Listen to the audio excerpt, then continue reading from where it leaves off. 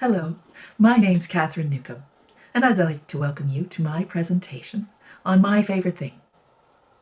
What comes to mind when I say the words brown, cheese, banana, flat? What about oat and honey, sourdough, and pumpernickel? Chef Julia Childs has said, the art of bread making can become a consuming hobby.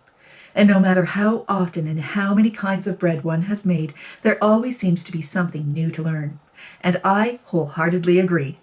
My passion for bread making began many years ago when I discovered the directions for making bread from scratch in a very old recipe book that belonged to my mother.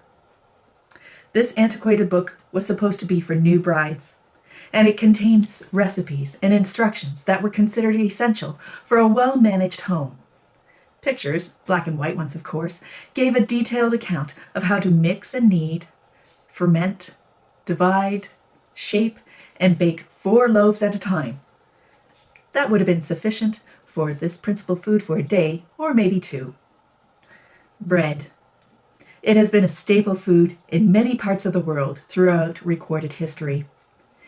In ancient Greece, more than 80 types of bread were reportedly available in 2500 BC. It has in the past, and continues now, to play essential roles in religion and secular culture. It has been with us, in one form or another, being one of the oldest man-made foods.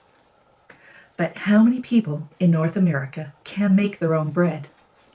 Lifestyle and new cultural norms has rendered bread making nearly a lost art. Bread making provides a feast, not only for the belly, but for all the senses. I love the sight of starting yeast bubbling, the feeling of the developing dough being rocked beneath the heels of my hands. Yes, our hands have heels.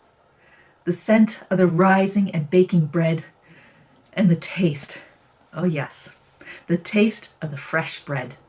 There is nothing more satisfying than trying and sharing a recipe that has turned out successfully.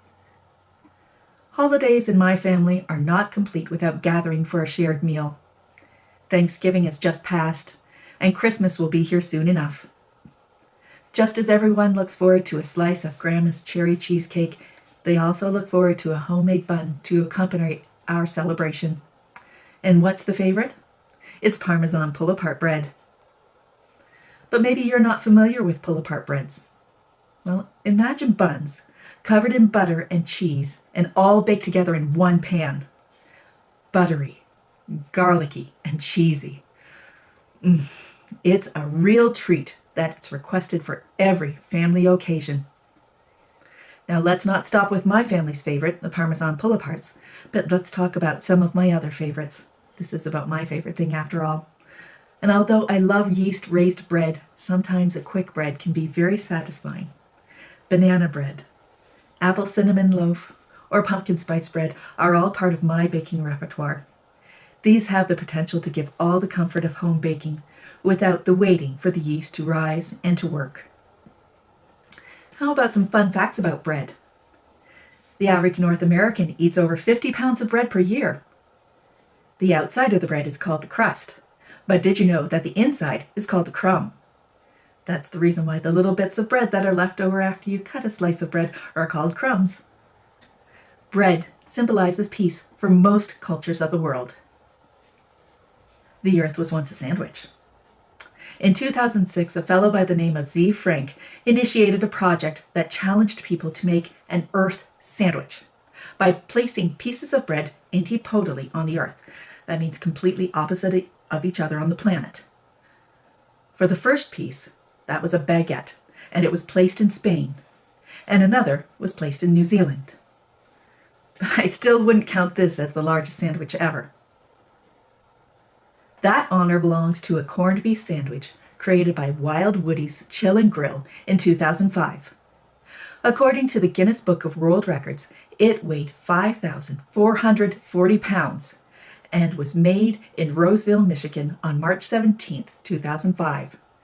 The sandwich contained 150 pounds of mustard, 1,032 pounds of corned beef, 260 pounds of cheese, 530 pounds of lettuce, and 3,568 pounds of bread.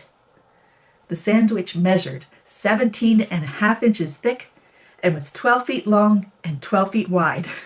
Wow! Sweet or savory, quick or yeast raised, plain or embellished, whether it's on its own or as an ingredient of another dish, bread is part of my life. It's definitely one of my favorite things. There's nothing better. Well, except maybe bacon. How about bacon buns? I know, cheesy bacon pull-apart bread. I think I feel another favorite recipe coming on. You know, all this talk of bread, if it's leaving you with a craving, come on over and let's share a slice. Thank you for your time.